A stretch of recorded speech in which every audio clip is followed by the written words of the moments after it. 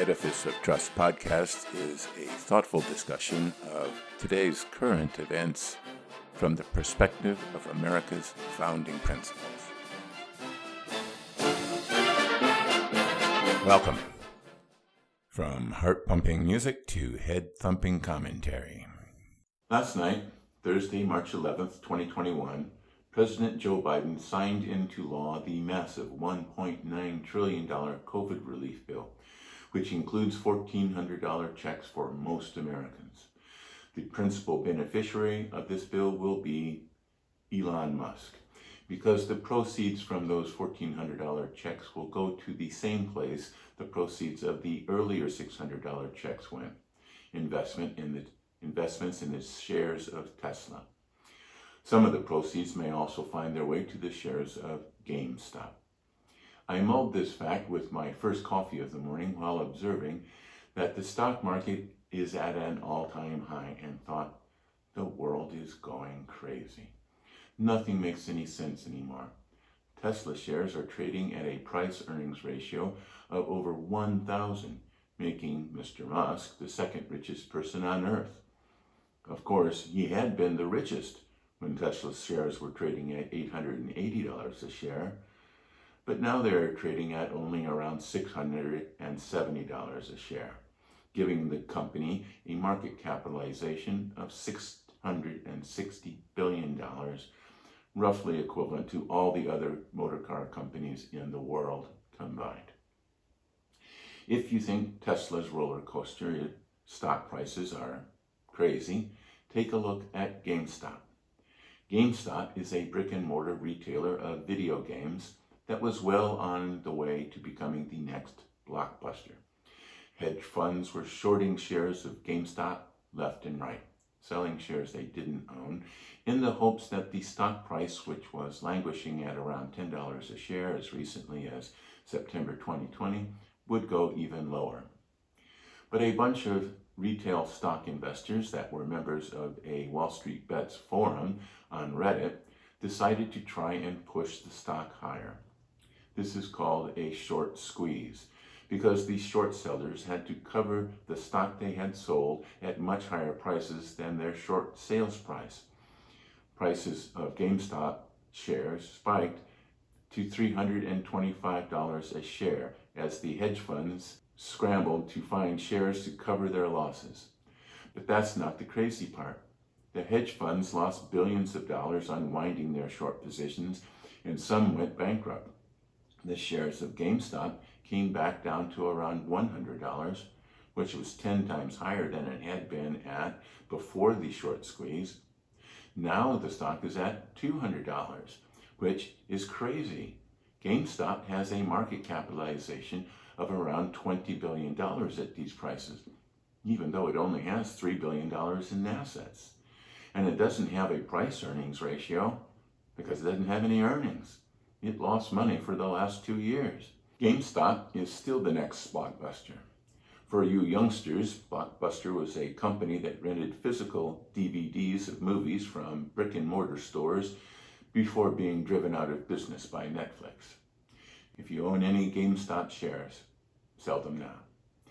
It is not just these two weird stocks that are aberrations. The price-earnings ratio for the entire Dow Jones Industrial Index has increased to 32.86 as I write, from 18.31 a year ago.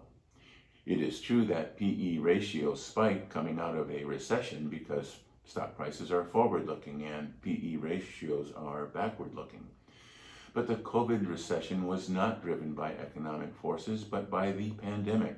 And most analysts are predicting a modest recovery as consumers hold back on going out to restaurants and flying somewhere on vacation. And this modest recovery will be flying against the winds of higher taxes and more regulation promised by the Biden administration. I have trimmed my equity portfolio substantially. I wish this craziness was limited to financial markets. We have seen market bubbles before in the past, and although the pain they can cause can be intense, as it was during the Great Recession in 2008, we have always been able to bounce back. But this crazy shit is happening all across our country. First, there is all of this anti-racism and critical race theory nonsense. Government and business are both turning their focus on diversity, equity, and inclusion at all costs, and losing sight of everything else in society. Instead of trying to bring minorities up, they are intent on dragging everyone else down. They are promoting the false narrative of the 1619 Project as history in our public schools. They want to, quote, dismantle racism in mathematics instruction by de-emphasizing the, quote, right answer, urging group collaboration instead of individual competency, and saying that the ability to explain how you got the right answer is acting white. I'm not going to be flying in any planes designed by these folks. Then there is the surging acceptance of socialism and the belief that socialism is better than capitalism.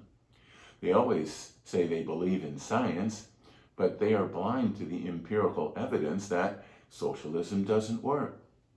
They think that if you take away the profit motive, you will get the same great products and services at a lower price, not realizing that they will not get great products and services, but shoddy goods and rotten service. Let's not forget the cancel culture, canceling Dr. Seuss. I checked the book they want banned and admit it did contain a rather goofy depiction of a Chinese person. But it also contained a lot of goofy depictions of white people as well. Everybody in the book looked goofy. If we keep expanding safe places where nobody is offended, we will end up in a barren, lifeless world. And then I read a Gallup poll that said that 15.9% of Gen Z kids born between 1997 and 2002 identify as LGTB, compared to only 2% of baby boomers born between 1946 and 1964. If that is not a sign of mass hysteria, I don't know what is. The biology of human beings cannot have changed that much, and I am sure that if the poll were taken worldwide, Gallup would have gotten very different results. It seems that Americans are turning into lemmings and getting ready to jump off the proverbial cliff. If you think that this is the extent of the craziness in America, think again. I am just getting started. The craziness extends to all frequencies of the political spectrum. Ponder that while you listen to a brief message.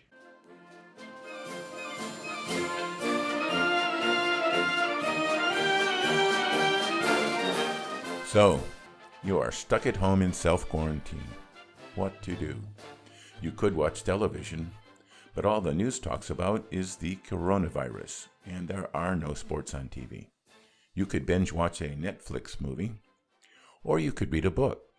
Luckily for you, I have just published my new book, In Defense of Principle. It follows the same path of my earlier books, Principled Policy and Edifice of Trust. The book reviews what is happening around the globe and reaches the conclusion that the world is a mess. The book evaluates the existential threats and defense challenges that confront the United States from the perspective of the American founding principles, and develops policy recommendations based on those principles. You can find links to Amazon, Barnes & Noble, Apple Books on my website, www.edificeoftrust.com. Thank you.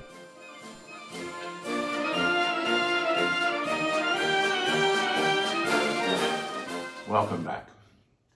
From financial market bubbles to progressive left looniness, we arrive at right-wing conspiracy theories.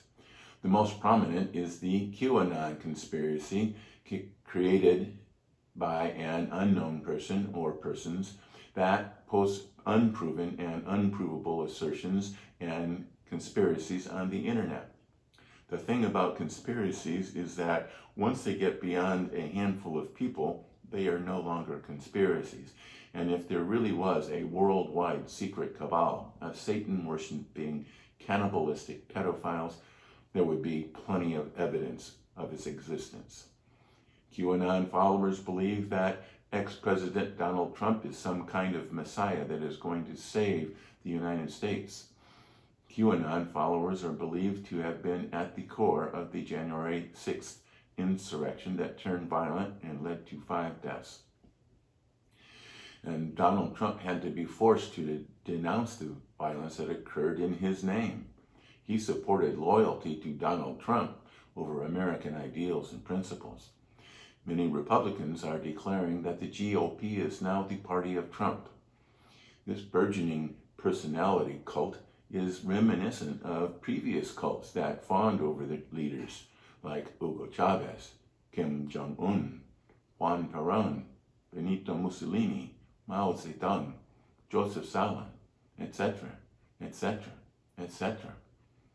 Personality cults do not turn out very well for anybody.